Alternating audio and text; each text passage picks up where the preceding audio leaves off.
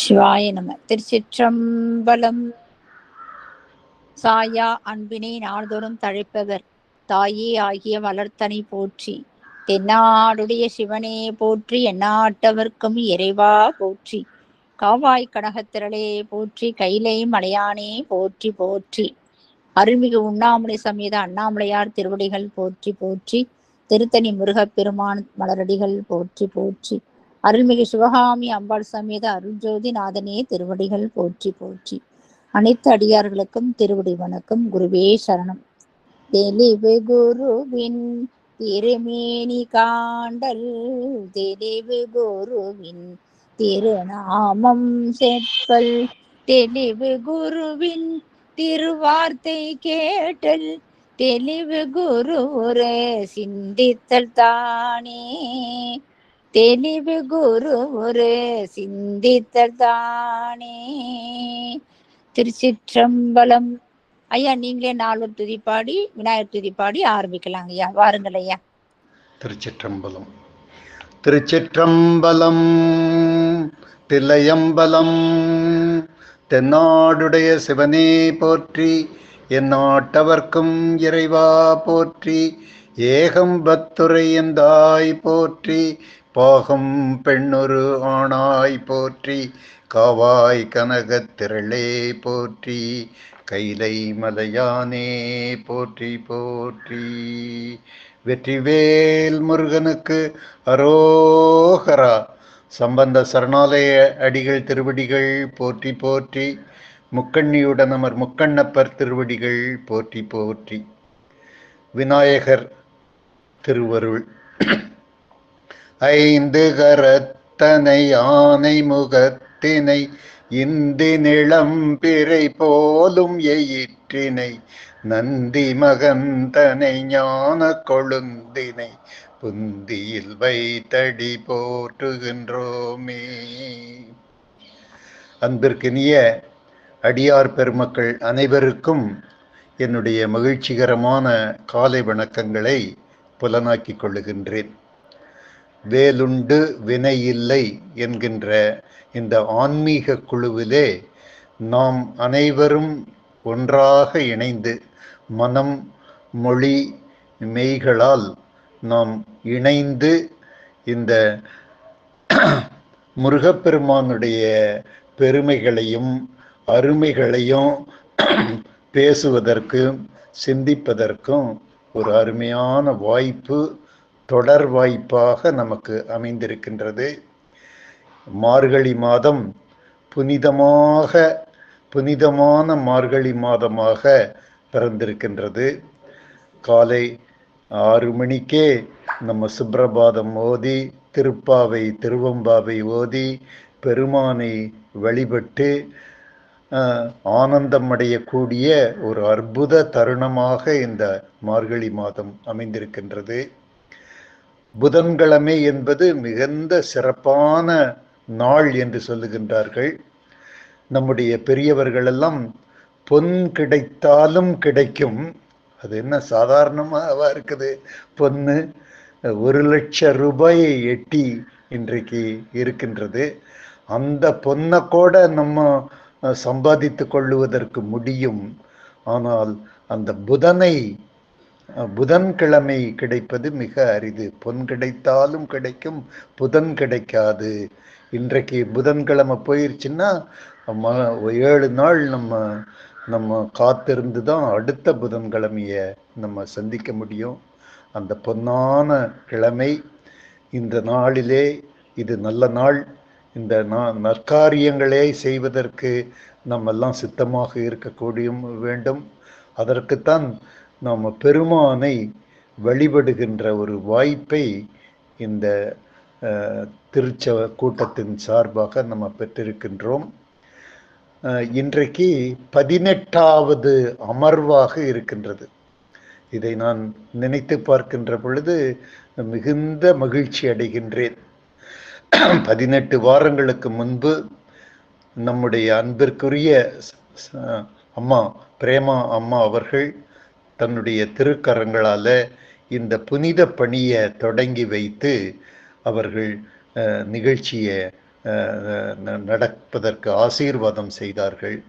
அந்த நிகழ்ச்சி எந்த விதமான தடங்கலும் இல்லாமல், தொய்வும் இல்லாமல், நிறுத்தங்கள் ஏதும் இல்லாமல் 18 வாரங்களாக தொடர்ந்து இப்பொழுது 70வது அந்த கந்தரலங்கார பாடலை முடித்து அந்த 71வது பாடலை தொடங்கக்கூடிய ஒரு அருமையான வாய்ப்பு, சிறப்பான வாய்ப்பு இன்றைக்கு அமைந்திருப்பதை நினைத்து பார்க்கின்ற பொழுதெல்லாம் நெஞ்சம் குளுமை அடைகின்றது, நெஞ்சம் பரமானந்தம் கொள்ளுகின்றது.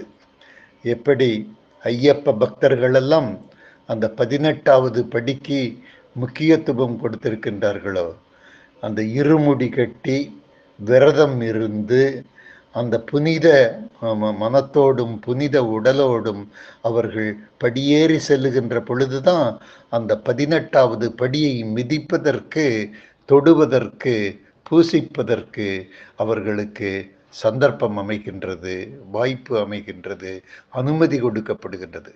இருமுடி கட்டாதவர்கள் அந்த 18வது படியை பூஜிப்பதற்கும் பணிவதற்கும் தொடுவதற்கும் அந்த வாய்ப்பில்லாமல் போய்விடுகிறது. அப்படியெல்லாம் பார்க்கின்ற பொழுது இன்றைய அமர்வு அதற்கேற்ற மாதிரி 18வது அமர்வு, 18வது படி மாதிரி 18வது அமர்வு நமக்கு அமைந்திருக்கின்றது. இப்படி வாரந்தோறும் நாம் அமர்வுகளை கொண்டாடுவதனுடைய நோக்கமே என்ன என்று சொன்னால், முருகப்பெருமான் நம்மைய தாழ்வு இல்லாத நிலையில இருந்து உயர்வு நிலைக்கு நம்மளைய அழைச்சிட்டு போகக்கூடிய ஒரு பக்குவ நிலை தான் நம்ம வாரந்தோறும் நாள்தோறும் இந்த பாடல்களை எல்லாம் சிந்திக்கின்ற பொழுதும் நாமே உயர்த்தி கொள்ளுகின்றோம். மன அளவில், ஆன்மீக ரீதியில், பக்தி வழியில் நம்ம நேற்று இருந்த நிலையை காட்டிலும் இன்றைக்கு ஒரு படி அந்த தாழ்வு நீங்கி உயர்வு அடையக்கூடிய நிலையை நம்ம அடைவதற்கு தான் இந்த படிநிலைகள் எல்லாம் நமக்கு பயன்படுகின்றன என்கின்ற இந்த சிறப்பான செய்தியை இன்றைக்கு சிந்திப்பாக உங்களிடத்திலே பகிர்ந்து கொள்வதிலே நான் மிகவும் மகிழ்ச்சி அடைகின்றேன். அந்த அளவிலே இன்றைக்கு 71, 72, 73, 74 ஆகிய கந்தரலங்கார பாடல்களை சிந்திப்பதற்கு பெருமான் திருவருள் இன்றைக்கு கூட்டியிருக்கின்றது. பல வாரந்தோறும் கந்தரலங்காரத்தின் வழியாக அருணகிரிநாதர் பல அற்புதமான செய்திகளை, நுட்பங்களை நீங்கள் எல்லோரும் இதை விளங்கி கொள்ள வேண்டும் என்கின்ற வகையில் அவர் கொடுத்திருக்கின்றார்.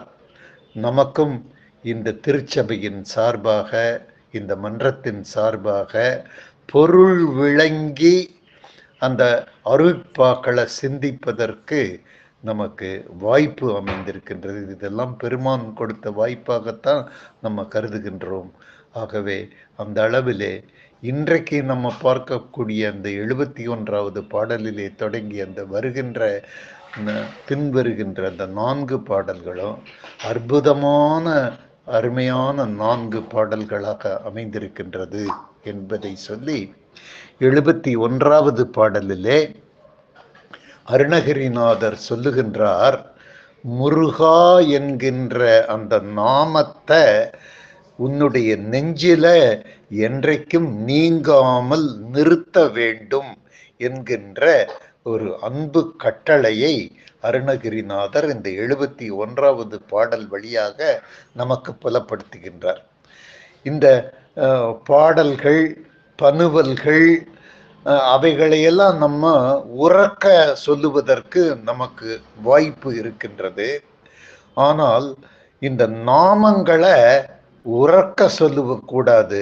அந்த நாமங்களை எல்லாம் நம்முடைய நெஞ்சிலே பதிவு ஆகி கொள்ளுகின்ற வகையிலே உள்ளத்திலே தேக்கி கொள்ள வேண்டும்.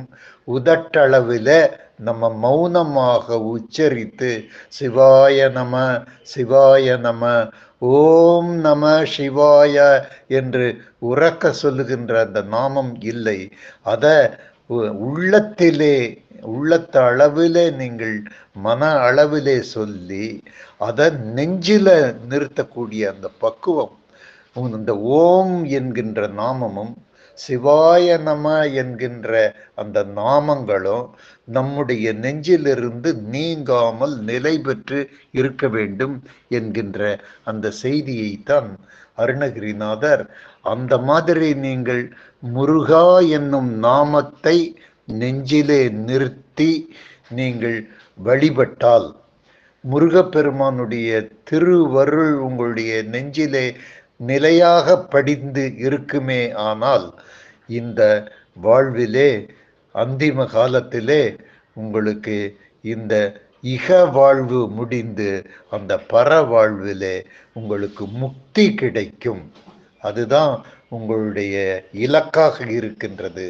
எல்லோருடைய பக்தி செலுத்துகின்ற பக்த பெருமக்களுடைய இலக்கு, அனைவருடைய இலக்கும் நம்ம பிறந்தது போதும் பிறவா வரம் வேண்டும் என்கின்ற அந்த வரத்தை நாடித்தான் செல்லுவதற்காகத்தான் இந்த மாதிரியான ஆன்மீக பயிற்சிகளை எல்லாம், சாதகங்களை எல்லாம் நாம் அன்றாடம் செய்து வருகிறோம்.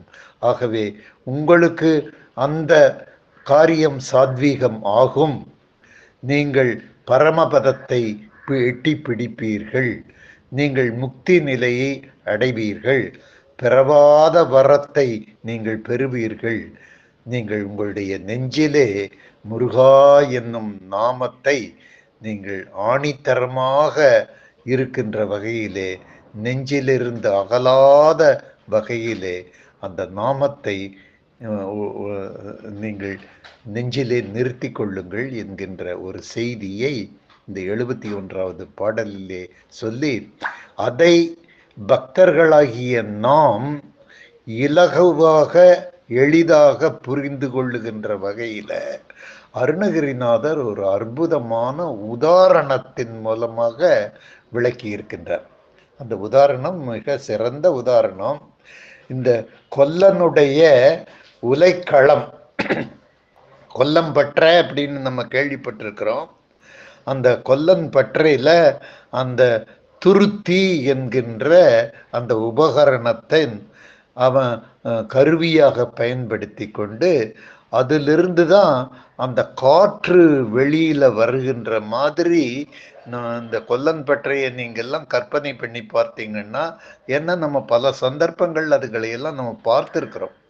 அந்த துருத்தியை அவன் மூடி மூடி திறக்கின்ற பொழுது அந்த காற்று வெளியில வருகின்ற பொழுது அது பக்கத்திலே இருக்கக்கூடிய அந்த நெருப்பு கணங்கள் கொழுந்து விட்டு எரிகின்ற ஒரு சூழ்நிலை. அதை வச்சு அப்புறம் அதை பயன்படுத்தி அவன் இரும்பை அவன் காய்ச்சுவதற்கும் பக்குவப்படுத்துவதற்கும் அவன் பயன்படுத்துகின்றான் என்கின்ற செய்தியெல்லாம் நமக்கு தெரிந்த செய்தி.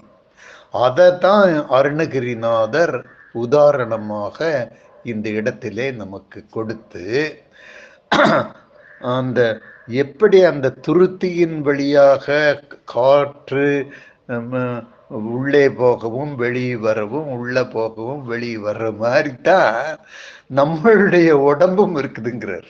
நம்முடைய உடம்பு துருத்தி மாதிரி தான். துருத்தி என்கின்ற அந்த இயந்திரம் மாதிரி தான் நம்முடைய உடலும். மேல் மூச்சு கீழ் மூச்சு, மேல் மூச்சு கீழ் மூச்சு வாங்கக்கூடிய நிலையில நம்ம இருக்கின்றோம் என்கின்ற அந்த செய்தியை சொல்லி, அதன் மூலமாக திருவருளினுடைய சிறப்பையும் சொல்லக்கூடிய வகையிலே மிகச்சிறந்த பாடலாக அந்த 71வது பாடல் அமைந்திருக்கின்றது. அது மேலோட்டமாகவும் நம்ம படித்து பார்க்கின்ற பொழுதும் அதுக்கு பொருள் நமக்கு விளங்காம தான் தெரியும். ஆனால் அதை உன்னிப்பாக நம்ம ஆழமாக சிந்திக்கின்ற பொழுது அதனுடைய பிரமாணம், அந்த பாடலினுடைய பிரமாணம், அருணகிரிநாதருடைய சிறப்பு, ஒரு மானுடனாக இருந்த அருணகிரிநாத தெய்வ வடிவு ஆவதற்கு இந்த மாதிரி தெய்வ சிந்தனைகளை எல்லாம் அல்லவா அவருக்கு முருகப்பெருமான் அருளி இருக்கின்றார் என்கின்ற அந்த எண்ணங்களை எல்லாம் நாம் பெறுகின்ற பொழுது நமக்கு உண்மையிலேயே ஆனந்தம் மட்டும் இல்லை, பரமானந்தம் நம்முடைய நெஞ்சிலே நிலை பெற்றிருப்பதை நன்றாக உணரலாம். முதல்ல அந்த பாட்டை நம்ம படிக்கின்ற பொழுது எவ்வளவு கடினமாக தான் நம்மளுக்கு தெரியுது என்பதை பார்க்கலாம்ங்க. துருத்தி எனும்படி கும்பித்து வாயுவை சுற்றி முறித்து அறுத்தி உடம்பை ஒரு கிளென்னாம் சிவ யோகமென்னும் குருத்தை அறிந்து முகமாறு உடைக்குரு நாதன் சொன்ன கருத்தை மனத்தில் இருத்தும் கண்டீர் முத்தி கை கண்டதே என்று அருணகிரிநாதர் துருத்தி, அறுத்தி, குருத்தை, கருத்தை அப்படின்னு சொல்லோசையோடும் சொல் நயத்தோடும் எதுகை மோனையோடும் சிறந்த ஒரு பாவாக ஒரு கருத்து பாடலாக அமைத்து காட்டியிருக்கின்றார். இதுல துருத்தி அப்படிங்கிறது தான் இப்ப நம்ம சற்று முன்னர் நான் அதற்கு உங்களுக்கு விளக்கம் சொன்னேன். அந்த கொல்லன் பற்றையில அந்த உலைக்களத்தில துருத்தி எனும்படி கும்பித்து, இந்த கும்பகம் அப்படிங்கிறது மூச்சை உள்ள இழுக்கிற நிலைக்கு பேரு கும்பகம், மூச்சை வெளியில விடுற நிலைக்கு பேரு ரேசகம். கும்பகம், ரேசகம். கும்பகம் அப்படின்னு சொன்னா மூச்சை உள்ள இழுக்கிறது, ரேசகம் அப்படின்னு சொன்னா மூச்சை வெளியே இழுக்கிறது. இந்த மாதிரியான பதங்களை எல்லாம் நம்ம கண்டிப்பாக தெரிந்து கொள்ள வேண்டும். கும்பகம்னா என்ன, ரேசகம்னா என்ன, அதை தான் அருணகிரிநாதர் இங்கே பயன்படுத்தி இருக்கின்றார். துருத்தி எனும்படி கும்பித்து, கும்பித்துன்னு என்ன அர்த்தம்?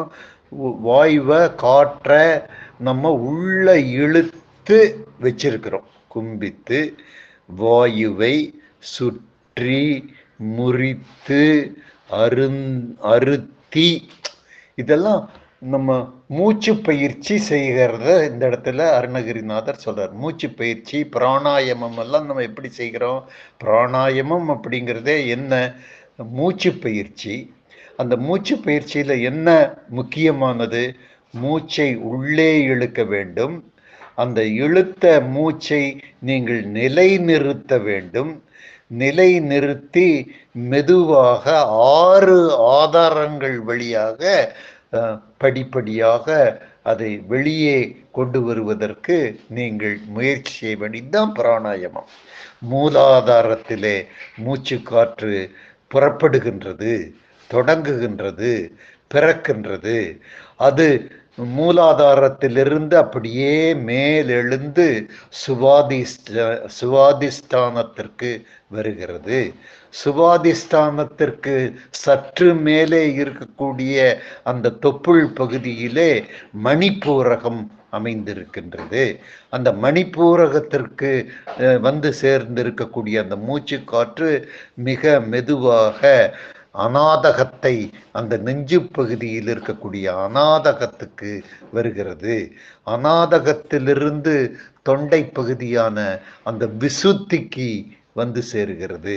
அந்த விசுத்தியிலிருந்து தான் 6வது ஆதாரமாக முருகப்பெருமானுடைய பரம்பொருளை நினைவூட்டுகின்ற ஆதாரமாக இருக்கக்கூடிய அந்த ஆக்னை என்கின்ற அந்த நெற்றி பொட்டு, அந்த முக்கண் என்று சொல்லக்கூடிய அந்த இடம், அந்த ஞானக்கண் விளங்கக்கூடிய அந்த இடத்திற்கு வந்துதான் அந்த மூச்சு காற்று என்பது அந்த வெளியேறுகின்ற நிலை பெறுகின்ற, முற்று பெறுகின்ற மூச்சு காற்று முற்று பெறுகின்ற நிலை ஏற்படுகின்றது என்பதை எல்லாம் பிராணாயாம பயிற்சியாளர்கள், பிராணாயாம ஞானிகள் நமக்கெல்லாம் சொல்லி கொடுத்திருக்கின்றார்கள்.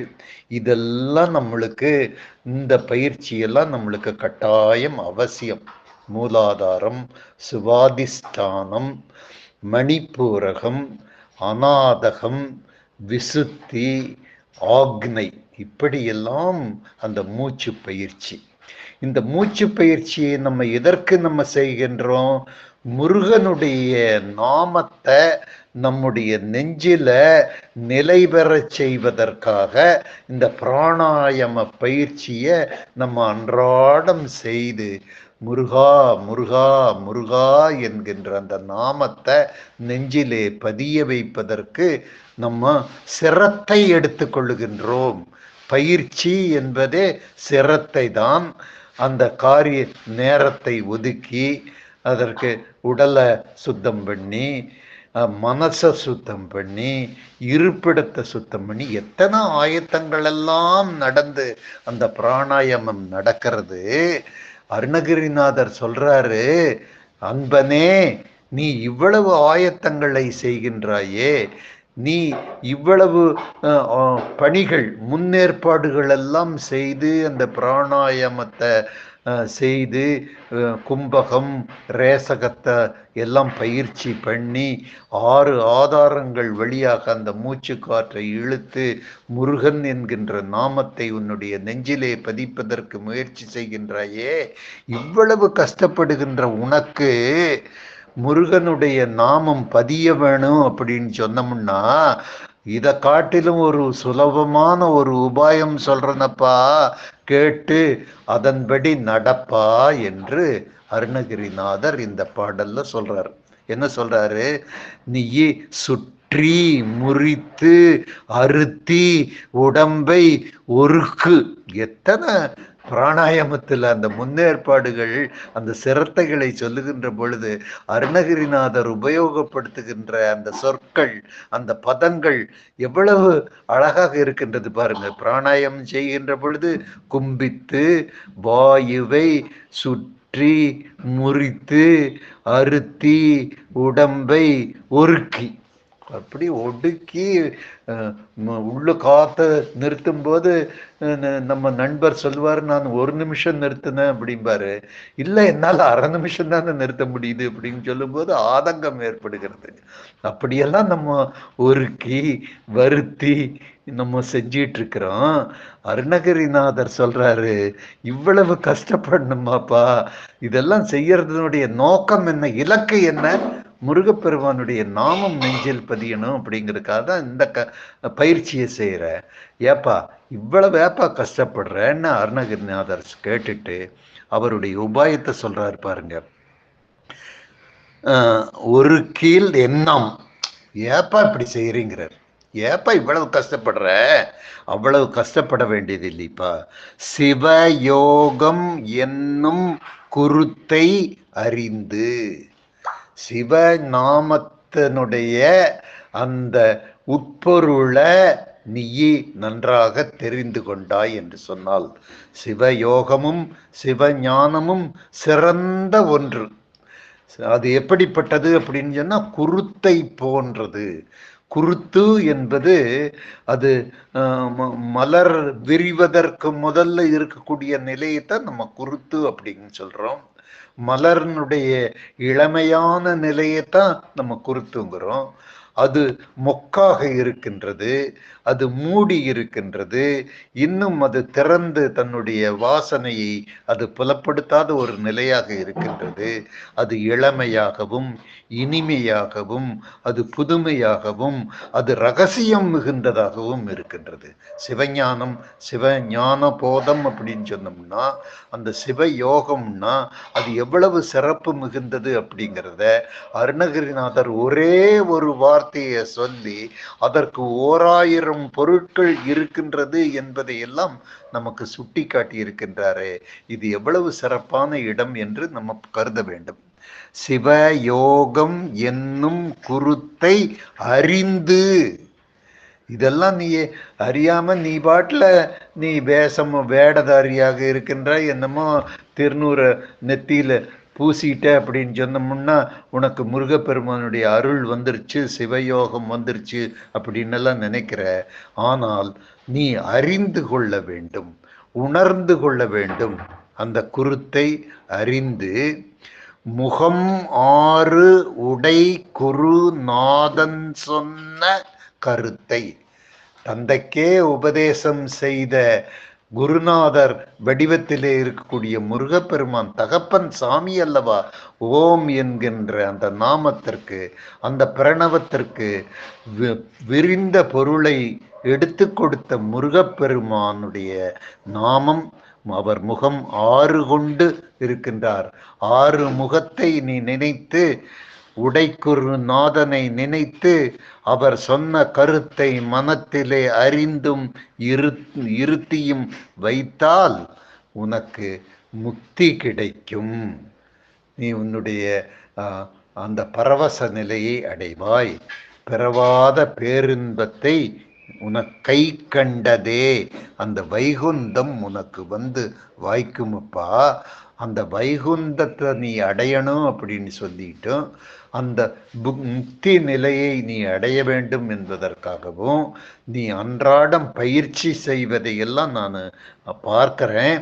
கொல்லம்பற்றையில அவன் துருத்திய ஊதற மாதிரி நீ உன்னோட உடம்புல அந்த கும்பகத்தையும் ரேசகத்தையும் பயிற்சி செய்து 6 ஆதாரங்களிலே மூச்சுக்காற்றை நிறுத்தி அந்த ஆக்னைக்கு கொண்டு வருகின்ற அந்த பயிற்சியெல்லாம் நான் பார்க்குறேன்ப்பா. ஏப்பா இவ்வளவு கஷ்டப்படுற? சிவயோகத்தை நீ உணர், சிவயோகத்தை நீ அறிந்து கொள், அதனுடைய உட்பொருளை நீ தெரிந்து கொள். அது யார் சொன்ன சிவயோகம்? முருகப்பெருமான் சொன்ன சிவயோகத்தை நீ உணர்ந்து கொண்டாய் என்று சொன்னால் உனக்கு சிவயோகம் அமையும், சிவயோகம் பதியும். நீ சிவனருள் பெற்றவன் ஆவாய். முருகப்பெருமானுடைய அன்பிற்கு பரிபூர்ணமாக பாத்திரம் ஆவாய். உனக்கு பிறவி என்கின்ற அந்த பெரும் பிணி, அந்த பெரு நோயிலிருந்து நீ விடுபட்டு நீ பரமானந்தம் அடைவாய். நீ பரவெளியிலே உலவுகின்ற அரும் சந்தர்ப்பத்தை, ஞானிகளெல்லாம் பெறுகின்ற சந்தர்ப்பத்தை, யோகிகளெல்லாம் பெறுகின்ற அந்த சந்தர்ப்பம், அந்த புனித சந்தர்ப்பம் உனக்கும் அந்த தெய்வீக நிலை கண்டிப்பாக வரும் என்று அருணகிரிநாதர் ஒரு புதுமையான உபாயத்தை, நீ முருகா முருகா என்று இந்த நாமத்தை நெஞ்சில நீ நிறுத்தினா போதும். நீ சத்தம் போட்டு சொல்ல வேண்டாமப்பா. அதை உன்னுடைய மனதிலே பாராயணம் செய்து அதை நீ நெஞ்சில நிறுத்திட்டீன்னா போதுமப்பா என்கின்ற ஒரு அற்புதமான ஒரு கருத்தை நம்மெல்லாம் அந்த மூச்சு பயிற்சியின் வழியாக சிவனை உணர்வதற்கு, பெருமானை உணர்வதற்கு அந்த மூச்சு காற்றின் மூலமாகத்தான் நம்ம உணர முடியும் அப்படிங்கிறது அது தீர்க்கமான முடிவு. அதனால்தான் நம்முடைய யோகிகள் ஞானிகள் எல்லாம் நமக்கு அந்த மூச்சு பயிற்சியினுடைய தத்துவத்தை கற்றுக் கொடுத்திருக்கின்றார்கள். நம்ம அதை ஏற்றுக்கொண்டிருக்கின்றோம், அதை நாம் பயிற்சி செய்து கொண்டிருக்கின்றோம்.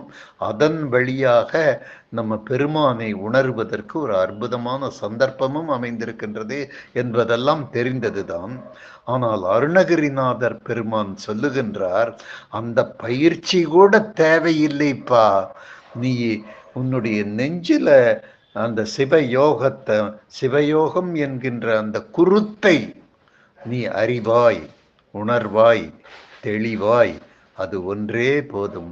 அது உன்னோட நெஞ்சிலிருந்து நீங்காம இருந்ததுன்னு வச்சுக்கோ, நீ ஜெயிச்சிட்டின்னு அர்த்தம். உன்னுடைய கொள்கை, உன்னுடைய முயற்சி பலிதமாகிவிட்டது, நீ வெற்றியடைந்து விட்டாய் என்று பொருள். அதுக்கு மனப்பக்குவம் வேணும். அது அந்த பயிற்சியைத்தான் நீங்க எடுத்துக்கொள்ள வேண்டும் என்று இது சொல்றது ரொம்ப சுலபம். முருகப்பெருமானுடைய கருணையை நீங்கள் நாமத்தை நெஞ்சில நிறுத்துங்க அப்படின்னு சொல்றது அது அருணகிரிநாதர் சொல்லி இருக்கிறாரு. அதைத்தான் நம்ம செய்வதற்கு நம்ம அன்றாடம் முயற்சியும் பயிற்சியும் செய்து வருகின்றோம் என்கின்ற அந்த கருத்தை நம்முடைய மனதிலே தேக்கி, இந்த பாடல்களெல்லாம் நம்முடைய நிலம் எப்படி தரிசாக இருக்கின்ற பொழுது உழவன் கலப்பையை கொண்டு உழுது அந்த நிலத்தை பண்படுத்தி அதை பயிர் செய்வதற்கு ஏற்றதாக செய்கின்ற மாதிரி தான் நம்முடைய உள்ளமும் பண்பற்ற உள்ளமாக வெளி உலகத்தை எல்லாம் நம்ம கொஞ்ச நேரம் பார்த்ததுன்னா நம்மளுக்கு சலிப்பும் வெறுப்பும் தன்னால வந்துடுதுங்க. அவர்கள் பக்தி சிரத்தை இல்லாதவர்களாக இருக்கின்றார்கள், கொள்கையற்றவர்களாக இருக்கின்றார்கள், ஒன்று சொல்லுகின்றார்கள், வேறொன்றை செய்கின்றார்கள், மனம் போனபடியெல்லாம் போகின்றார்கள். இப்படியெல்லாம் நம்ம பிரபஞ்சத்தில் மக்கள் இருக்கிறதையெல்லாம் நம்ம பார்க்கிறோம். இப்படிப்பட்ட பிரபஞ்சத்தில் நம்மெல்லாம் பதறுகளாக இல்லாமல் மாணிக்கங்களாக மணிகளாக இருப்பதற்கு பெருமானுடைய கருணை நம் மீது படிந்திருக்கின்றது, பாலித்திருக்கின்றது என்பதை அருணகிரிநாதர் இந்த பாடலின் வழியாக மிக சிறப்பாக நமக்கு புலப்படுத்தி காட்டியிருக்கின்றார் என்ற இந்த செய்தியை உங்கள் முன் பதித்து, இன்றிலிருந்து இந்த பதிகம் 71வது பதிகம் நம்முடைய மனதிலே நின்று நிலை பெற்றிருக்கக்கூடிய ஒரு பதிகமாக விளங்க வேண்டும் என்று வாழ்த்தி, நீங்கள் அன்றாடம் நம்ம எப்படி திருப்பாவை திருவம்பாவை பாடல்களை மார்கழி மாதம் 30 நாளும் நம்ம அன்றாடம் பாராயணம் செய்கின்றோமோ, அதை போல இந்த பாடல்களை, கந்தர் அலங்கார பாடல்களையும் நம்ம அன்றாடம் நம்ம மனசுல பதிவு செய்ய வேண்டும், பாராயணம் செய்ய வேண்டும். இந்த கருத்துக்கள் எல்லாம் நம்முடைய மனதில் நிலை பெற்று இருக்க வேண்டும் என்று வாழ்த்தி, இந்த 71வது பாடலை நாம் நிறைவு செய்து 72வது பாடலுக்கு நாம் வருகின்றோம். முருகா என்னும் நாமத்தை நெஞ்சில் நிறுத்தினால் உனக்கு முக்தி கிடைக்கும் என்று 71வது பாடலிலே சொன்ன அருணகிரிநாதர் 72வது பாடலிலே முருகனை முற்றிலும் நம்பு என்று சொல்லுகின்றார். முருகனை அறகுறையான சிந்தனையோட நீ இருக்காதீப்பா, நீ நிற்பதும் நடப்பதும் உன்னுடைய செயல்பாடுகளும் அனைத்திற்கும் ஆதாரபூர்வமானவன் ஒரே ஒருவன் தான், அவன் பெருமான், முருகப்பெருமான். அவனை நீயே சதம் என்று நினை, அவனையே நீயே ஆதாரமாக ஏற்றுக்கொள், அவனை நம்பு. எதுவரைக்கும் நீ நம்பணும் அப்படின்னு சொன்னோம்னா 1 வருஷம் 2 வருஷம் நம்பு, அப்புறம் எல்லாம் உனக்கு பிடிபட்டுரும் அப்படிங்கிறது இல்லை. நீ சாகின்ற வரைக்கும் முருகப்பெருமானை நம்ப வேண்டும். சாகின்ற வரைக்கும் முருகப்பெருமான் முருகா முருகா என்கின்ற அந்த நாமம் உன்னுடைய நாவிலே ஓதப்பட்டு கொண்டே இருக்க வேண்டும், நீ ஓதிக்கொண்டே இருக்க வேண்டும். சாந்துணை போதும் மறவாது இருக்க வேண்டும். முருகா, உன்னை நான் மறவாது இருக்க வேண்டும். அந்த மறவாமல் நான் இருந்தேன்னு சொன்னோம்னா எனக்கு தாழ்வு வராது. இன்றைக்கு நான் இருக்கிறேன் ஒரு நிலையில அப்படின்னு சொன்னா அந்த நிலைக்கு காரணம் எனக்கு தேவையான உடை கிடைக்கின்றது, எனக்கு தேவையான இருப்பிடத்தை நான் பெற்றிருக்கின்றேன், எனக்கு தேவையான வசதிகள் அமைந்திருக்கின்றன என்று சொன்னால் அது யார் காரணம்? யார் கொடுத்த பிச்சை? அது முருகப்பெருமான் கொடுத்த பிச்சை. ஆகவே நான் தாழ்வில்லாத நிலையை இந்த சமுதாயத்திலே பெற்றிருக்கிறேன். இந்த தாழ்வில்லாத நிலையிலிருந்து இனி நான் கீழே போகாம இருக்கணும், அதான் என்னுடைய நோக்கம். இந்த நிலையிலிருந்து நான் மேலே போகணுமே ஒழிய ஒரு படியோட நான் கீழே வரக்கூடாது. நாம நீ கீழே வரமாட்ட. எப்போ வரமாட்ட? அதுக்கு ஒரே ஒரு கண்டிஷன் தான்ப்பா இருக்குது. அதுக்கு என்ன கண்டிஷன்னா, சாந்துணை போதும் மறவாதவர்க்கு ஒரு தாழ்வு இல்லை என்கின்ற ஒரு அற்புதமான செய்தியை இந்த 72வது பாடலிலே சொல்லி, முருகப்பெருமானுடைய நாமங்களை மிக மிக சிறப்பாக அருணகிரிநாதர் போற்றி புகழ்ந்து ஆராதித்து அருள் கூட்டி நம்மை எல்லாம் கவர்ச்சிப்படுத்துகின்றார், நம்மை எல்லாம் பரவசப்படுத்துகின்றார். இந்த பாடல் மிகச்சிறந்த பாடலாக அவ்வப்போது மனப்பாடத்திற்கும் நம்முடைய அன்றாட வழிபாடுகளுக்கும் உரிய பாடல்களாக விளங்குகின்றது என்றெல்லாம் நாம் அடையாளப்படுத்தி கொண்டிருக்கின்றோமே. அந்த வகையிலே முத்திரை பாடலாக அமைந்திருக்கக்கூடிய இந்த பாடல் 72வது பாடல். இந்த பாடலை நம்ம பார்ப்போம். சேந்தனை கந்தனை செங்கோட்டு வெற்பனை செஞ்சுடர்வேல் வேந்தனை செந்தமிழ் நூல் விரித்தோனை விளங்கு வள்ளி காந்தனை கந்த கடம்பனை கார்மயில் வாகனனை சாந்துணை போதும் மறவாதவர்க்கொரு தாழ்வில்லையே என்கின்ற ஒரு சிறப்பான செய்தி. தாழ்வு வரக்கூடாது. இந்த நிலையிலிருந்து இறைவா என்னுடைய நிலை தாழ்ந்து போகக்கூடாது. சுற்றம் சூழ நட்புக்களெல்லாம் மிகுந்து நலமுடன் விளங்குகின்ற இந்த வாழ்க்கையை பெருமானுடைய கருணையினாலே பெற்றிருக்கின்றேன். இதிலிருந்து எனக்கு தாழ்வு வரக்கூடாதப்பா என்று நீ வேண்டி விரும்பி பிரார்த்தனை செய்து கொண்டிருப்பாயாக என்று சொல்லி முருகப்பெருமானை எப்படியெல்லாம் அருணகிரிநாதர் ஆராதித்திருக்கின்றார் என்று சிந்திக்கின்ற பொழுது நமக்கு ஆனந்தம் குடிகொள்ளுகின்றது. சேந்தனை சிவப்பு நிறமாக பளபளவென்று விளங்குகின்ற அந்த முருகப்பெருமான் சேந்தனாக விளங்குகின்றான், கந்தனாக விளங்குகின்றான், செங்கோட்டு வெற்பனாக அவன் திகழ்கின்றான். திருச்செங்கோட்டு மலையை பற்றி நம்ம உச்சரிக்கின்ற பொழுதெல்லாம் நமக்கு உள்ளம் பரவசப்படுகின்றது. அந்த நம்ம குழுவிலே இணைந்திருக்கக்கூடிய அந்த பக்த பெருமக்கள் என்னிடத்திலே நீங்கள் பதிவு செய்கின்றீர்கள், திருச்செங்கோட்டை நினைக்கின்ற பொழுதெல்லாம் எங்களுடைய உள்ளத்தில் தேன் வந்து பாயுது என்று நீங்கள் எல்லாம் கருதுகின்றீர்கள். அந்த திருச்செங்கோட்டு மலை அது உயரமான மலை. உயரம் கூட கூட அந்த பக்தி பரவசமும் கூடுகின்றது என்பது அதனுடைய உள்ளார்ந்த அர்த்தம். வெற்பன் என்று சொன்னால் குறிஞ்சி நில கடவுள். மலையும் மலையை சார்ந்த இடத்திலே வாழுகின்ற அந்த அறுபடை வீடுகளை அமைத்து அவன் அரசாட்சி செய்து கொண்டிருக்கக்கூடிய அந்த மலைகளை பற்றி சொல்லுகின்ற காரணத்தினாலே இந்த இடத்திலே முருகனை அருணகிரிநாதர் சொல்லுகின்றார், அவன் வெற்பன், அவன் மலைக்கு அதிபதி, மலைக்கு அரசனாக விளங்குகின்றான். திருச்செங்கோட்டு மலையிலே அவன் அரசாட்சி புரிகின்றான். அந்த முருகனை நினைத்து பாருங்கள். சேந்தனை கந்தனை செங்கோட்டு வெற்பனை செஞ்சுடர்வேல் வேந்தன். அந்த அரசனுக்கு அறிகுறி என்ன அப்படின்னு சொன்னோம்னா வேல். முருகப்பெருமானுக்கு அந்த வேலும் மயிலும் தான் அடையாளமாக விளங்குகின்றன. அந்த வேலெடுத்து வருகின்ற பொழுது அவர் போர்க்கோலம் கொண்டவராக விளங்குகின்றார்.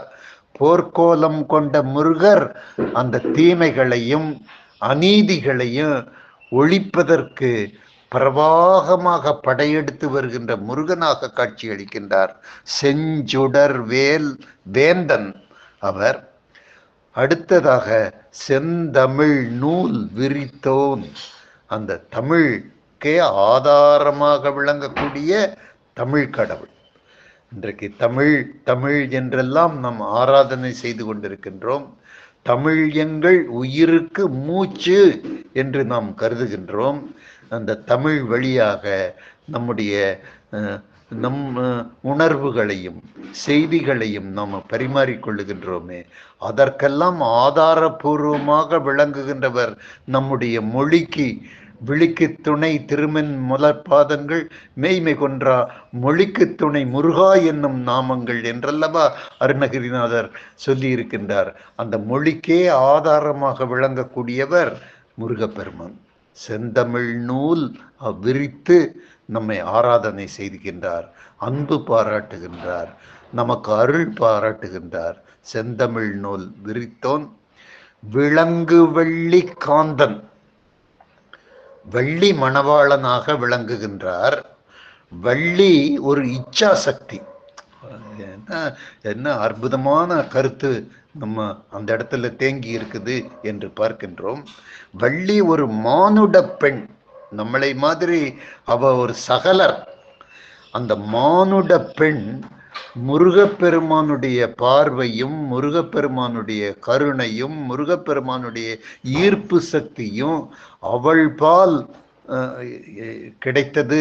அவளுக்கு கிடைத்த காரணத்தினால இச்சா சக்தியாக இருந்தவள் அவள் கிரியாசக்தியாகி ஞானாசக்தியாக கூடிய அந்த உயர்ந்த நிலையை அடையக்கூடிய அந்த வாய்ப்பு. அது இதிலிருந்து நம்ம தெரிந்து கொள்ளக்கூடியதும் அறிந்து கொள்ளக்கூடியதும் என்ன அப்படின்னு சொன்னோம்னா, சகலர்களாக விளங்கினாலும் நம்மெல்லாம் சகலர்கள் தான். நம்மெல்லாம் இந்த பிரபஞ்சத்துல இருக்கக்கூடிய மானுடர்கள் தான். நம்மெல்லாம் மானுட வாழ்க்கையை தான் வாழ்ந்துட்டு இருக்கிறோம். ஆனால் தெய்வ நிலையை அடைய முடியும். வள்ளி என்கின்ற அந்த மானுட பெண் எப்படி தெய்வ நிலையை அடைந்தாளோ அதே மாதிரி நாமும் முருகப்பெருமானுடைய நாமத்தை ஓதி முருகப்பெருமானை நெஞ்சில் நிறுத்தி முருகப்பெருமானே கதி என்று நினைத்தால் இறக்கின்ற வரைக்கும் அதே கருத்தோடவே நம்ம இருந்தா, மாறாத கருத்து நிலையாத கருத்தோட நம்ம இருந்தோம்னா வள்ளிக்கு எப்படி உயர்வு கிடைத்ததோ அதை போல நாமும் அந்த பரமபதத்தை எட்டி பிடிக்கலாம் என்கின்ற செய்தியெல்லாம் சொல்லக்கூடிய நிலையில்தான் விளங்கு வள்ளி காந்தன் முருகப்பெருமான். அவன் காந்த சக்தி உடையவன். வள்ளியோடு இணைந்திருக்கக்கூடிய அந்த முருகப்பெருமான் காதல் முருகனாக விளங்குகின்றான். விளங்கு வெள்ளி காந்தன் கந்த கடம்பன், கடம்ப மாலையை சூடி கடம்ப மலர்களோடு அந்த ஆலாபனை அலங்காரமாக காட்சியளிக்கக்கூடிய முருகப்பெருமானை, கார் மயில் வாகனனை உலகென்றும் சுற்றி உலகை சுற்றி வலம் வருமாறு சிவபெருமானும் பார்வதியும் பணித்த பொழுது விநாயகர் ரொம்ப சுலபமாக பெற்றோரை சுற்றி வலம் வந்து பழத்தை வாங்கினார். முருகப்பெருமான் உலகையல்லவா சுற்றி வந்தார், கார் மயில் வாகனனாகவல்லவா விளங்கினார். அப்படிப்பட்ட சிறப்பு மிகுந்த முருகப்பெருமான் என்று அருணகிரிநாதர் இந்த அலங்காரம், இது சாதாரண அலங்காரம் இல்லை, இந்த சிறப்பு அலங்காரம் மனதிற்கு நமக்கு பரவசத்தை கொடுக்கின்ற அலங்காரமாக இது விளங்குகின்றது. இப்படிப்பட்ட முருகப்பெருமானை எல்லாம் இந்த பாடல் முழுவதுமே முருகனை ஆராதிக்கின்ற வகையிலே, அலங்கரிக்கின்ற வகையிலே, போற்றுகின்ற வகையிலே, புகழுகின்ற வகையிலே அமைந்திருக்கின்றதை நம்ம பார்த்தோம், படித்தோம், பரவசப்பட்டோம். இப்படிப்பட்ட முருகனை சாந்துணை போதும் மறவாதே அப்படிங்கிறது தான் அருணகிரிநாதர் நமக்கு கொடுக்கக்கூடிய, அவர் ஆசானாக இருந்து நமக்கு கொடுக்கக்கூடிய போதனை ஒரே ஒரு போதனை என்னன்னா, தயவு செய்து நீங்கள் முருகப்பெருமானை சிக்கன பற்றி கொள்ளுங்கள், இறுக பற்றி கொள்ளுங்கள். பெருமானுடைய நாமத்தை பற்றி கொண்டீர்கள் என்று சொன்னால் சாந்துணை போதும் மறவாதவர்க்கு தாழ்வு வராதப்பா. நீ இருக்கிறையில்ல இந்த நிலை, உனக்கு எல்லா சௌகரியங்களும் இருக்கக்கூடிய இந்த பிரபஞ்ச வாழ்க்கையை அமைஞ்சிருக்குதல்லப்பா, இதிலிருந்து உனக்கு கீழ்வரம் போகவே போக மாட்ட. உனக்கு மேல் கைதான் நீ எடுத்து வைப்ப, மேல் படிதான் நீ எடுத்து வைப்ப என்கின்ற அந்த செய்தியை, மிக அற்புதமான செய்தியை இந்த பாடலை நம்ம அன்றாடம் படிக்க வேண்டும், பாட வேண்டும், பரவசப்பட வேண்டும் என்றெல்லாம் நான் கேட்டுக்கொள்ளுகின்றேன். சேந்தனை கந்தனை செங்கோட்டு வெற்பனை செஞ்சுடர்வேல் வேந்தனை செந்தமிழ் நூல் விரித்தோனை விளங்கு வெள்ளி காந்தனை கந்த கடம்பனை கார்மயில் வாகனனை சாந்துணை போதும் மறவாதவர்க்கொரு தாழ்வில்லையே என்று கந்தக்கடவுள் நம்முடைய சொந்த கடவுள் என்று நாம் என்றைக்கும் பாராட்டுவோம். நம்முடைய உயிர் இந்த உடம்பிலே இருக்கின்ற வரைக்கும் நெஞ்சிலிருந்து நீங்காத நாமத்தை நாம் போற்றுவோம் என்று உறுதி எடுத்துக் கொள்ளுவோம் இந்த பாடல் வழியாக. 3வது பாடல், 73வது பாடல் மிக அற்புதமான அருணகிரிநாதர் நமக்கு அலங்காரமாக கொடுத்திருக்கக்கூடிய அந்த பாடல். அந்த பாடலினுடைய வரிகளை நம்ம பார்ப்போம். அந்த பாடலினுடைய திரண்ட கருத்து என்னவென்றால், பரம்பொருள் அது நமக்கு திடப்பொருள் அல்லது பருப்பொருள் மாதிரி நம்ம கண்ணுக்கு புலப்படாது. இறைவனுடைய திருவருள், இறைவனுடைய கருணை, அதை எங்க காட்டையா நான் பார்க்கணும் அப்படின்னு அது திடப்பொருளாகவும் பருப்பொருளாகவும் இருக்காதப்பா. உருவாய் அருவாய், உருவாய் அருவாய், ஒளியாய் வெளியாய், கருவாய் உயிராய், கதியாய் விதியாய் தான் இருக்கும். அது உருவமாகவும் இருக்கும், அருவமாகவும் இருக்கும். அது இருளாகவும் இருக்கும், அது ஒளியாகவும் இருக்கும். அது புறமாகவும் இருக்கும், அது வெளியாகவும் இருக்கும். ஆகவே அது எப்படி வேண்டுமென்றாலும் இருக்கலாம். அதுதான் பரம்பொருள் அப்படிங்கிறது. அந்த பரம்பொருளினுடைய தன்மையை அருணகிரிநாதர் காட்டி, அந்த அப்படிப்பட்ட பரம்பொருள் கண்ணுக்கு அது நேர காட்டு அப்படின்னு சொல்ல முடியாது. அருணகிரிநாதர் இந்த செய்தியை நம்ம அநேக இடங்களிலே சுட்டி காட்டியிருக்கின்றார். அதை உணரத்தாயா நீ முடியும், நெஞ்சில நிறுத்தத்தாயா முடியும், அந்த பரவசத்துக்கு அடையத்தாயா முடியும்.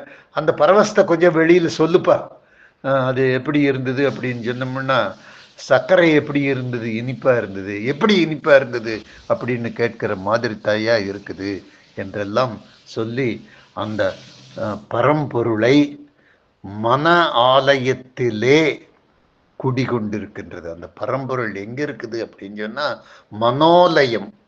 மனோலயம் என்பதை நம்ம விரித்து பொருள் பார்த்தோம் என்று சொன்னால் மனம் ஆலயம். திருமூலர் மிக அழகாக சொல்லி இருக்கின்றார், உள்ளம் பெரும் கோயில், ஊன் உடம்பு ஆலயம் அப்படின்னு சொல்லியிருக்கு. இந்த ஊன் உடம்பு ஆலயமாக இருக்கணும் அப்படின்னு சொன்னோம்னா, அந்த ஆலயத்தை எப்படி நம்ம பக்குவமா பேணி பாதுகாக்க வேண்டும் அப்படின்னெல்லாம் நம்ம சிந்தித்து பார்க்க வேண்டும். சிந்தித்து பார்த்து அதன்படி நம்ம செயலாக்கம் செய்ய வேண்டும். ஆலயம் போன்ற இந்த மனசை, ஆலயம் போன்ற இந்த உடம்ப நம்ம சின்ன பின்னப்படுத்தி அதை என்னென்னமோ வழியிலெல்லாம் பயன்படுத்தி, கெட்ட வழியிலெல்லாம் பயன்படுத்தி, எத்தனையோ கெட்ட வழிகள் பிரபஞ்சத்தில் இருக்குது. அதுக்கெல்லாம் நம்ம உட்படுத்தாமல் இருப்பது தான் தெய்வீக நிலை என்பதையெல்லாம் தெரிந்து கொள்கின்றோம். அந்த பரம்பொருள் மன ஆலயத்திலே குடிகொண்டிருக்கின்ற பொழுது நீ அடைகின்ற உணர்வு அது ஆனந்தம் என்று சொல்லுவது முடியாதப்பா சாதாரண வார்த்தையில. அது பரமானந்தம், அது பேரானந்தம், அது எல்லையில்லாத ஆனந்தம் அப்பா. அந்த ஆனந்தம் உனக்கு வரும். அந்த ஆனந்தம் எப்ப வரும் அப்படின்னு சொன்னோம்னா, அந்த மனோலயத்துல மனத்தை அதை இறைவன் வசிக்கக்கூடிய இடமாக நீ ஆக்கணும். அது உங்க கையில் தான் இருக்குது. கண்டதை எல்லாம் குப்பைகளை எல்லாம் நீ அதுக்குள்ள உன்னோட மனசுக்குள்ள நீ போட்ட அப்படின்னு சொன்னா, உன்னுடைய உடம்புக்குள்ள போட்ட அப்படின்னு சொன்னோம்னா, உடம்புல என்ன நீ போடுறியோ அதுதான் மனம். அதனால்தான் சைவ உணவை நம்ம சைவர்களுக்கு பரிந்துரைக்கப்பட்டிருக்கின்றது. எதற்காக அப்படின்னு சொன்னோம்னா, அது சாத்வீகமான உணவு. அதன் மூலமாகத்தான் சிவத்தை நீ உணர முடியும். நீ கண்டதையெல்லாம் தின்ன அப்படின்னு சொன்னோம்னா, உன்னுடைய உடம்பு எப்படி இருக்குதோ அது போல்தான் உன்னுடைய மனசு இருக்கும், உன்னுடைய உள்ளம் இருக்கும் என்பதையெல்லாம் இந்த பாடல் வழியாக மிக சிறப்பாக அருணகிரிநாதர் எடுத்து காட்டியிருக்கின்றார் என்பதை சொல்லி இப்பொழுது அந்த பாடலை பாடலாம். போக்கும் வரவும் இரவும் பகலும் புறம்பும் உள்ளும் வாக்கும் வடிவும் முடிவுமில்லாதென்று வந்து வந்து தாக்கு மனோலயம் தானே தரும் எனை தன் வசத்தே ஆக்கும் ஆறு முகவா சொல்லனாதெந்த ஆனந்தமே. ஆறுமுகனுடைய சொல்ல ஒண்ணாத இந்த ஆனந்தம் உனக்கு சித்திக்கிறது என்பதுதான் அடிப்படையான செய்தியாக இந்த பாடல் இருக்குது. அந்த முருகப்பெருமானுடைய திருவருள் திருக்கருணை அது எப்படி இருக்குது அப்படிங்கிறது தான் பல வார்த்தைகள் சொல்லி நமக்கு பல உதாரணங்கள் சொல்லி விளக்கி இருக்கிறார் அருணகிரிநாதர். போக்கும் வரவும் இல்லை. போக்கும் வரவும்னா போவதும் இல்லை வருவதும் இல்லை. முருகப்பெருமான் போயிட்டாரா? போகல. வந்துட்டாரா? இல்லை. அதான் அருவமும் உருவமாகி அனாதையாகி என்றெல்லாம் அல்லவா நம்முடைய சித்தர்கள் பெருமானுடைய வழியை நமக்கு புலப்படுத்தி காட்டியிருக்கின்றார்கள். அதைத்தான் அருணகிரிநாதர் போக்குக்கும் வரவுக்கும் கட்டுப்படாதவர் பெருமான், இரவுக்கும் பகலுக்கும் கட்டுப்படாதவர் பெருமான், புறம்புக்கும் உள்ளுக்கும் கட்டுப்படாதவர் முருகன் என்றெல்லாம் பல வார்த்தைகளை சொல்லி ஒரே ஒரு காரியத்தை நமக்கு புலப்படுத்துகின்றார். என்ன காரியம்? முருகன் என்கின்ற காரியம். காரணம் என்ன? முருகன் போக்குக்கும் வரவுக்கும் கட்டுப்படாதவர், இரவுக்கும் பகலுக்கும் கட்டுப்படாதவர், புறமா இருக்கிறாரா இல்ல உள்ள இருக்கிறார், வெளியில இருக்கிறாரா உள்ள இருக்கிறாரா, எதுவும் சொல்ல முடியாதப்பா. அவர் வாக்குக்கும் கட்டுப்படாதவர், அவர் வடிவும் இல்லாதவர், அவர் முடிவும் இல்லாதவர். இல்லாததென்று வந்து வந்து இப்படிப்பட்ட பரம்பொருள் திரும்ப திரும்ப வந்து வந்து என்று சொல்லுகின்ற பொழுது அவர் நாடியும் ஓடியும் நாடி நாடி உன்னை தேடி வருகின்றார். அப்படிங்கிறதான் இந்த வந்து வந்து என்கின்ற அந்த சொற்களை அருணகிரிநாதர் மிக அழகாக பயன்படுத்தி காட்டியிருக்கிறார். எது வந்து வந்து? முடிவில்லாததென்று வந்து. எது முடிவில்லாதது? பரம்பொருள் முடிவில்லாதது. பரம்பொருளுடைய தன்மை என்ன? அதை சொல்ல முடியாதுங்க. போக்கும் வரவும் இல்லை, இருளும் வெளியும் இரவும் பகலும் இல்லை, புறம்பும் உள்ளும் இல்லை, வாக்கும் இல்லை, வடிவும் இல்லை, முடிவும் இல்லை. அப்படிப்பட்ட பரம்பொருள் வந்து வந்து எங்க தாக்குது? என்னுடைய மனோலயத்துல வந்து குடிகொள்ளுது. மனம் என்கின்ற ஆலயத்திலே அந்த இறைவன் என்கின்ற அந்த பரம்பொருள் எப்படிப்பட்ட தன்மையுடைய பரம்பொருள் என்றெல்லாம் பார்த்தோம். அப்படி சிறந்த பரம்பொருள், ஆன்மீக பரம்பொருள் என்னுடைய மனம் என்கின்ற ஆலயத்துல வந்து குடிகொண்டு என்னை தன் வசத்தே வெற்றி வைத்துக் கொள்ளுகிறது. இதுகாரம் நான் எப்படி இருந்தேன்? மனம் என்ன சொல்லுதோ, உடம்பு என்ன சொல்லுதோ, கை என்ன சொல்லுதோ, கால் என்ன சொல்லுதோ, புலன்கள் எல்லாம் என்ன சொல்லுகின்றதோ, புலன்களுடைய ஆணைகளுக்கெல்லாம் கட்டுப்பட்டு நான் புறம்போகி நின்ற என்னை இறைவன் என்கின்ற பரம்பொருள் ஆட்கொண்டு என்னை தன் வசத்தே ஆக்கி கொண்டார். இறைவனுடைய திருவடியிலே என்னை சேர்த்தி கொண்டார், தன் வசத்தே ஆக்கி கொண்டார். யார் ஆக்கி கொண்டார்? ஆறுமுகன் ஆக்கி கொண்டார். ஆறு முகங்களை உடைய முருகப்பெருமான் ஆக்கி கொண்டார். அத ஆறுமுகவா சொல்லவொணாது, ஆறுமுகா என்னுடைய மனசுல நீ தங்கி இருக்கிறையே, அதை நான் உணர்றனே, அதை நான் எப்படிப்பா வார்த்தையில சொல்றது? சொல்ல ஒண்ணாதது ஆனந்தமுப்பா. பரமானந்தத்தை நான் உணர்கின்றேன். நான் பரவசத்திலே இருக்கின்றேன். நான் கண்மூடி தியானத்திலே இருக்கின்றேன். முருகப்பெருமான் தத்ரூபமாக என்னுடைய உள்ளத்திலே வீற்றிருந்து காட்சி அளிக்கின்றான். அது நான் யாருக்கும் எடுத்து சொல்ல முடியாது. நான் தான் உணர முடியும். நான் உணர்கிறேன், ஆனந்தத்தை உணர்கிறேன். பரமானந்த நிலையிலே நான் இருக்கின்றேன். பரமானந்தம், பரமானந்தம். முருகா, முருகா, இதுதான் இறைவனுடைய செயல் என்று அருணகிரிநாதர் மிக அற்புதமாக 73வது பாடலை பதிவு செய்து காட்டியிருக்கின்றார் என்று சொல்லி 74வது பாடலுக்கு இப்பொழுது வருகின்றோம். மிகச்சிறந்த பாடலாக இருக்கின்றது. இந்த பாடலிலே இருக்கக்கூடிய வேண்டுகோள், முதலிலே வேண்டுகோள் ஒன்றை அருணகிரிநாதர் வைத்திருக்கின்றார். அதன் பின்பு அவர் இறைவனுடைய ஆலயம், இறைவனுடைய இருப்பிடம் எப்படிப்பட்ட இருப்பிடம் அப்படின்னா, அந்த புனிதமான மனம், அந்த மனத்திலே நீ நினைக்கின்ற பொழுது அந்த இறைவன் வருகின்றார் என்கிற செய்தியெல்லாம் ஏற்கனவே சொல்லி, அந்த நிலைய நீ அடையிறதுக்கு தொடர்ந்து உன்னுடைய வாழ்நாள ஒரு நாள் கூட வீண் நாளாக ஆக்காம தொடர்ந்து பயிற்சி பண்ணிட்டே இருப்பா. அது கடினமான காரியம், அது சுலபமான காரியம் இல்லை, அது கடினமான காரியம்.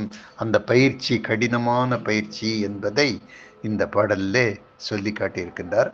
முதல்ல பாடலை பார்க்கலாம்.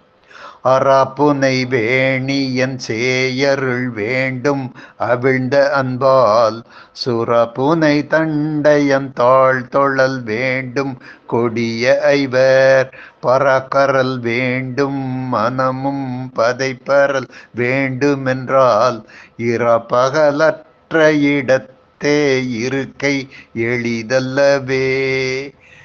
இந்த பாடலினுடைய முடிவில் சொல்லிட்டார் அருணகிரிநாதர், இது எளிதானது இல்லை. பரமானந்தம் அடையிறேன்னு நீ சொல்றிய, அதை எப்படி இப்ப பரமானந்தம் அடைஞ்சேன்னு கேட்டீங்கன்னா அதை சொல்றது எளிதில்லை. முருகப்பெருமானுடைய கருணைக்கு பாத்திரமாகக்கூடிய நிலையும் எளிது இல்லை. அது தொடர்ந்து பயிற்சி செய்ய வேண்டும், மனம் பண்பட வேண்டும். பக்குவப்பட்ட மனத்தை உடையவர்களுக்கே அது சித்திக்கும் என்பதையெல்லாம் இந்த பாடல்ல நம்ம பார்க்கிறோம். எடுத்த எடுப்புல 74வது பாடல்ல என்ன சொல்றாரு அருணகிரிநாதர் என்றால், அறாப்புனை வேணியன் சேயருள் வேண்டும். ரொம்ப அற்புதம்ங்க. பல அற்புதமான காட்சிகளை பாடல்களில் வழியாக, கந்தர் அலங்காரத்தின் வழியாக அருணகிரிநாதர் பல இடங்களிலே நம்மளுக்கு பெருமைப்பட காட்டியிருக்கின்றார். அந்த பெருமைப்பட காட்டியிருக்கக்கூடிய பல இடங்களிலே மிகச்சிறப்பான இடமாக இன்றைக்கு 74வது பாடலில் அமைந்திருக்கிறது. அறாப்புனை வேணியன் சேயருள் வேண்டும். அது நமக்கு என்னென்ன விளங்கல. அறாப்புனை வேணியன் சேயருள் வேண்டும்னு அதை நம்ம பிரிச்சு பார்த்தோம்னா, அறாப்புனை என்றால் அரவத்தை, பாம்பை அணிந்து கொண்டிருக்கக்கூடிய சிவபெருமான். சிவபெருமான் பாம்பை அணிந்து கொண்டிருக்கின்றார்.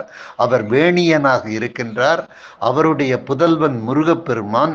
முருகப்பெருமானுடைய கருணை நமக்கு வேண்டும் என்பதுதான் அருணகிரிநாதருடைய செய்தி. யாருடைய கருணை வேண்டும்? அறாப்புனை வேணியன் சேயருள் வேண்டும். ரொம்ப அற்புதமான பதம் இந்த பதம். இன்றையிலிருந்து அறாப்புனை வேணியன் சேயருள் வேண்டும் என்கின்ற இந்த பதத்தினுடைய பொருளை அற்புதமாக நம்ம புரிந்து கொள்வதற்கு இந்த தெய்வீக தருணம் நமக்கு அமைந்திருக்கின்றது. சிவபெருமான் பாம்பை ஆபரணமாக சூட்டி கொண்டிருக்கின்றார். அவர் வேணியனாக சொற்றுணை வேணியன் சோதிவானவனாக திகழுகின்றான். அவனுடைய சேய், அவனுடைய இளவல், அவனுடைய இளைய குமாரன் முருகப்பெருமானுடைய கருணை நமக்கு வேண்டும். அதற்கு நீங்க எல்லாரும் தியானம் பண்ணுங்க. அறாப்புனை வேணியன் சேயருள் வேண்டும் அவிழ்ந்த அன்பால். என்ன அற்புதம்ங்க! அவிழ்ந்த அன்பால் என்று சொன்னால் தன்னை இழந்த அன்பு. இது சாதாரண அன்பு இல்லை. அன்பே சிவம், அன்பே தெய்வம், அன்பொன்றே உன்னை ஆட்கொள்ளும், அன்பொன்றே உனக்கு இறுதி இலக்கு அப்படின்னு எல்லாம் நம்ம கொள்கின்றோம், படிக்கின்றோம். ஆனால் நடைமுறையில, செய்முறையில நம்மளுக்கு அது வர்றதில்லை, சித்திக்கிறது இல்லை. ஆகவேதான் அருணகிரிநாதர் சொல்றாரு, அன்பு ஒன்றே இறைவனை அடைவதற்கு வழி. அது எப்படிப்பட்ட அன்பு அப்படின்னு சொன்னோம்னா, உன்னை பற்றுக பற்றற்றான் பற்றை. பற்றற்றான் பற்றை பற்றுவதற்கு நீ பற்றில்லாதவனாக இருக்க வேண்டும், அதை நீ பற்ற வேண்டும் என்றெல்லாம் திருவள்ளுவர் சொன்னதைப் போல அவிழ்ந்த அன்பால் சுறாப்புனை தண்டை, சுறா மலர் சூடி இருக்கக்கூடிய, தண்டையை அணிந்து கொண்டிருக்கக்கூடிய முருகப்பெருமானுடைய தாள்களை நீ பணிய வேண்டும். அதற்கு என்ன ஆபரணம், என்ன அணிகலனோடு நீ போகணும்னா அன்பு என்கின்ற அணிகலத்தோடு, அன்பு என்கின்ற மாலையோடு முருகப்பெருமானை நீ அணுக வேண்டும். அவிழ்ந்த அன்பால் சுறாப்புனை தண்டையந்தாள், தண்டை அணிந்திருக்கக்கூடிய தாள்களை உடைய முருகப்பெருமானை நீ அன்பால பூசிக்க வேண்டும். அப்பொழுதுதான் சுறாப்புனை வேணியனுடைய சேயினுடைய, சுறாப்புனை வேணியன் சேயருள் உனக்கு கிட்டும் என்கின்ற செய்தியை சொல்லி அருணகிரிநாதர் இந்த பாடல்ல 2 தீமைகள் உனக்கு எப்பவுமே அணுகக்கூடாது, அண்டக்கூடாது அப்படின்னு சொல்றார். ஒரு தீமை என்ன அப்படின்னு சொன்னோம்னா, இந்த 5 புலன்களால வர்ற தீமை ஒரு பெரிய தீமை என்பதை அருணகிரிநாதர் சொல்லுகின்றார். கொடிய 5 பராக்கரல் வேண்டும். 1, கொடிய 5 பராக்கரல் வேண்டும். 2, மனமும் பதைப்பு அறல் வேண்டும். இந்த மனம் அப்படிங்கிறது உனக்கு தெளிந்த நீரோடை மாதிரி என்றைக்கும் இருக்கிற மாதிரி ஒரு அமைதியான நிலைய நீ இருக்கணும்பா. அந்த 5 புலன்களுக்கு நீ அடிமை ஆகிடக்கூடாது. பராக்கரல், பராக்கரல்னா 5 புலன்களும் கவர்ச்சி, உன்னை ஆட்கொள்ளுவதற்கு, உன்னை வசீகரிப்பதற்கும், உன்னை அடிமையாகி கொள்ளுவதற்கும் அது தயாராக இருக்குது. அந்த உடம்பு, கண்ணு, காது, வாய், நாக்கு இவைகளெல்லாம் தயாராக இருக்குது. எச்சரிக்கையாக நீ இருக்கணும். பராக்கரல் வேண்டும், கொடிய 5 பராக்கரல் வேண்டும், மனமும் பதைப்பு அறல் வேண்டும் என்றால் அப்படி இருக்கணும். நான் 5 புலன்களை அடக்கி ஆளணும், என் மனசு அமைதியான தெளிந்த நீரோடை போல இருக்கணும் அப்படின்னா அதுக்கு உபாயம், அதற்கு யார் உதவிக்கு வருவார்கள் என்று சொன்னால் இறைவனுடைய திருவடியை நீ சிக்கன பிடித்து கொள்ள வேண்டும், பற்றன கொள்ள வேண்டும் அப்படின்னு சொல்லிட்டு இராப்பகல் அற்ற இடம் அப்படின்னு சொல்லிட்டார். இறைவன் இருக்கக்கூடிய இடம் எந்த இடம்? அவருக்கு இரவும் இல்லை, அவருக்கு பகலும் இல்லை. அதைத்தான் சொல்லி இருக்கிற. போக்கும் வரவும் இல்லை, இரவும் பகலும் இல்லை, புறம்பும் முள்ளும் இல்லை, வாக்கும் வடிவும் முடிவும் இல்லாதவர் இறைவன் என்று சற்று முன்னர் தான் நம்ம படித்தோம். அதைத்தான் இந்த இடத்திலும் அருணகிரிநாதர் சொல்லுகிறார். இறைவன் இராப்பகல் அற்ற இடத்திலே இருக்கின்றார். அதை நீ கண்டுபிடிக்கிறது சூட்சுமம். அது உங்ககிட்ட தான் இருக்குது. உன்னுடைய முயற்சியும் பயிற்சியும் தியானமும் குருவருள் திருவருள் எல்லாமே வேணும். அதுக்கு நீ பாத்தியப்படுத்திக்கொள், பக்குவப்படுத்திக்கொள். உன்னுடைய மனசை நீ பக்குவப்படுத்திக்கொள். உன்னுடைய மனம் கலர் நிலமாக இல்லாமல் அது விளை நிலமாக மாற வேண்டும். அதற்குத்தான் உனக்கு நான் இவ்வளவு வழிகளை சொல்லிக் கொடுக்கின்றேன். அந்த விளை நிலமாக்கி அருள் என்கின்ற வித்தை, அந்த விதையை உன்னுடைய மனதிலே ஊன்றினால் உனக்கு உன்னுடைய வாழ்க்கை இப்போ நீ இருக்கும் போதும் சொர்க்கம், இறந்த பின்பும் சொர்க்கம். சொர்க்கம் என்பது பக்கத்தில் தான் இருக்கின்றது என்கின்ற அந்த அற்புதமான கருத்துக்கள் அடங்கிய 4 பாடல்களை இன்றைக்கு சிந்திப்பதற்கு அந்த தெய்வ அருள் நமக்கு கூட்டியிருக்கின்றது.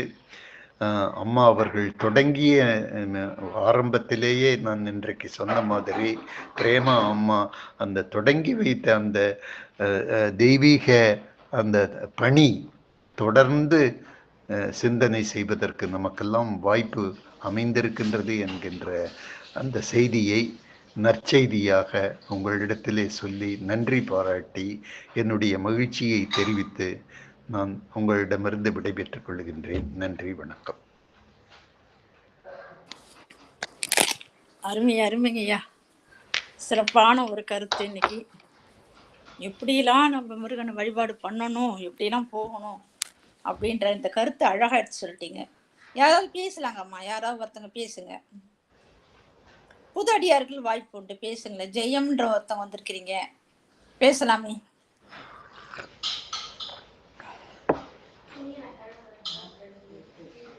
பேசுங்க, யாரோ ஒருத்தங்க பேசுங்க.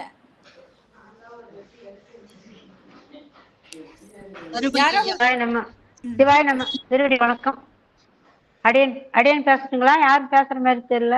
அதான் நானும் சொல்றேன், யாரோ ஒருத்தங்க புது அடியார் பேசுங்க. இவ்வளவு நாளா வரம் இல்லை, என்ன உணர்ந்தீங்க, என்ன பண்றீங்க, ஐயா எப்படி சொல்லியிருக்க, அந்த பாட்டுடைய கருத்து எப்படி இருக்கு அப்படின்னு சொல்லுங்க. அடியனும் சொல்றமில்ல, மற்ற அடியார் பேசுங்க.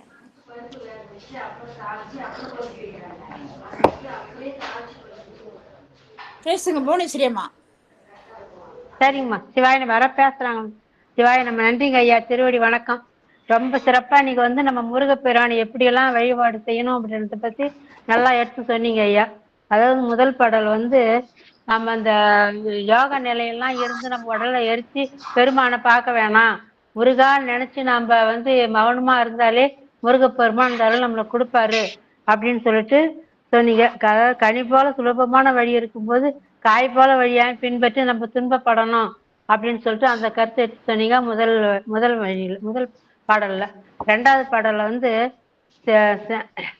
முருகனை எந்த நேரமும் அவனை சேந்தன், கந்தன், செஞ்சுடர்வேல், சேந்தன் அப்படின்னு பல பல பேரெல்லாம் சொல்லி நம்ம நாமும் சொல்லி அவரை அழைக்கிறோம். ஆனா முருகப்பெருமான் ஒப்பற்ற தமிழ் கடவுள். எல்லாத்துக்கும் அவருடைய பேருக்கெல்லாம் ஒரு ஒரு இது அர்த்தம் கருத்து சொன்னீங்க. வள்ளியில் மனமொத்த மணவாளன்னு சொன்னீங்க. அதாவது வள்ளி அம்மா நம்மளை போல சகல வர்க்கத்தை சேர்ந்தவங்க தான். அவங்க எப்படி முருகப்பெருமான தியானம் பண்ணி வழிபாடு பண்ணி பெருமான் திருவடியில போய் கிரியா சக்தியா இச்சா சக்தியா இருந்தாங்களோ அந்த மாதிரி நாமும் நம்ம சகல வர்க்க நாமும் அது மாதிரி முருகப்பெருமான நினைச்சு தொழுது வழிபாடு செஞ்சா நமக்கும் அந்த அருள் கிட்டும் அப்படின்னு சொல்லிட்டு சொன்னீங்க ஐயா. அது ரொம்ப சிறப்பா இருந்தது. மூணாவது பாடல்ல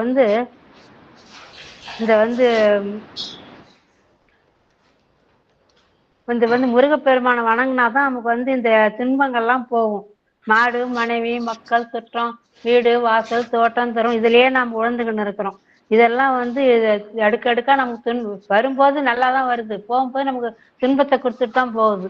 அதனால இதெல்லாம் உணர்ந்து இதையெல்லாம் கொஞ்சம் கொஞ்சமா நம்ம விடுவித்து பெருமான் திருவடியை நினைச்சு அந்த ஆனந்த வாழ்வை பெருமான் நமக்கு கொடுக்கணும் அப்படின்னு சொல்லி அவர்கிட்ட நம்ம வழிபாடு விண்ணப்பம் பண்ணி அவருடைய திருவடியை நம்ம நினைக்கணும், உருகணும். அதாவது மனசு உருக்கி சொல்லணும். ஒரு தரம் முருகான்னு சொன்னாலும் மனம் உருகி மனம் ஒன்றி நம்ம சொன்னோம்னா அது 1000 தரம் சொன்னதுக்கு சமம் அப்படின்னு சொல்லி சொன்னீங்க. அதுவும் ரொம்ப சிறப்பா இருந்தது ஐயா. அடுத்தது 4வது பாடல்ல இந்த 5 புலன்கள் தான் நம்ம படாத பாடுபடுத்துது. இந்த 5 புலன்கள் வழியா போய் தான் மனதை அடக்காம பல தவறுகள் செய்யறோம், பல இடர்பாடுகளை அனுபவிக்கிறோம். அதாவது முதல்ல இந்த கரி கர்ணங்களை நம்ம அடக்கத்துக்கு வழி தெரிஞ்சுக்கிட்டா பெருமானுடைய திருவடி நிச்சயம் நம்ம கண்டுபிடிப்போம். அவருடைய இரவு பகலற்ற இடத்துலதான் பெருமான் இருக்கிறாரு.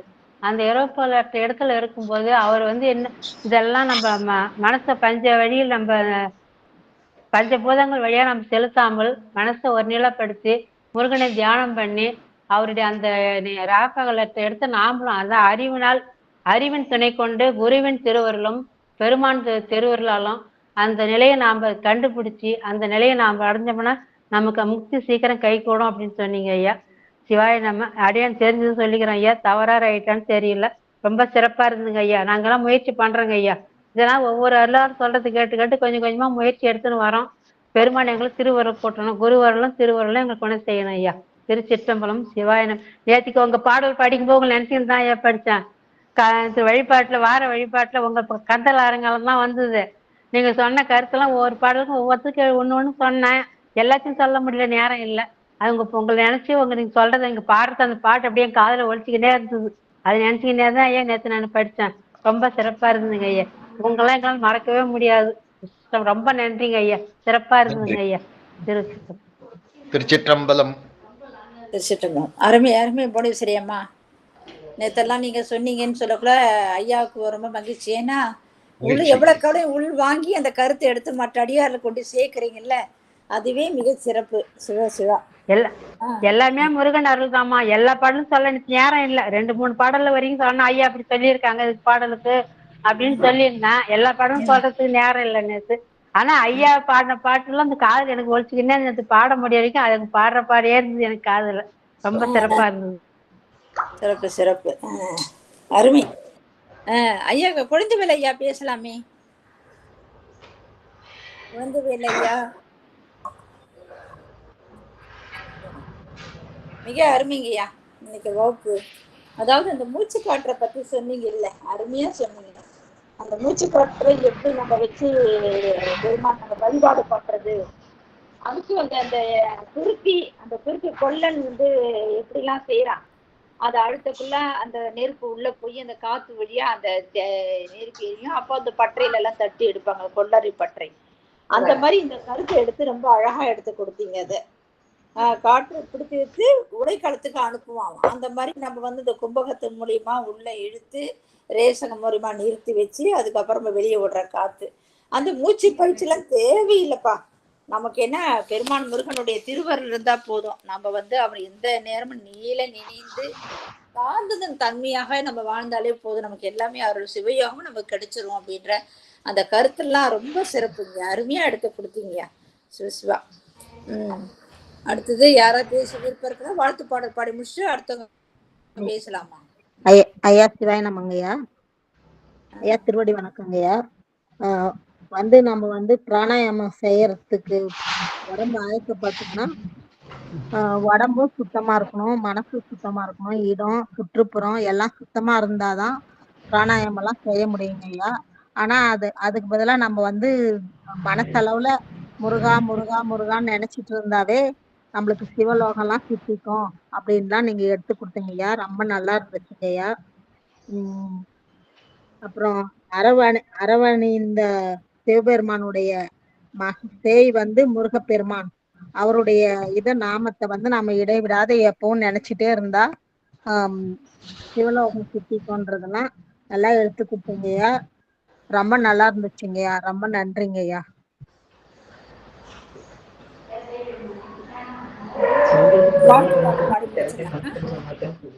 வான்மிகில் வழாது பெய்க மணி வளம் சுரக்க மன்னன் கோன்முறை அரசு செய்க குறைவிலாது உயிர்கள் வாழ்க நான்மறை அறங்கள் ஓங்க நல்தவம் வேள்வி மல்க மேன்மைக்குள் சைவ நீதி விளங்குக உலகமெல்லாம் மேன்மைக்குள் சைவ நீதி விளங்குக உலகமெல்லாம் ஆறிரு தடந்தோல் வாழ்க ஆறு முகம் வாழ்க வெற்பை கூறுசை தனிவேல் வாழ்க குக்குடம் வாழ்க செவ்வேல் ஏரிய மங்கை வாழ்க யானை தன் அணங்கு வாழ்க மாறிலா வள்ளி வாழ்க வாழ்க சீரடியார் எல்லாம் மாறிலா வள்ளி வாழ்க வாழ்க சீரடியார் எல்லாம்.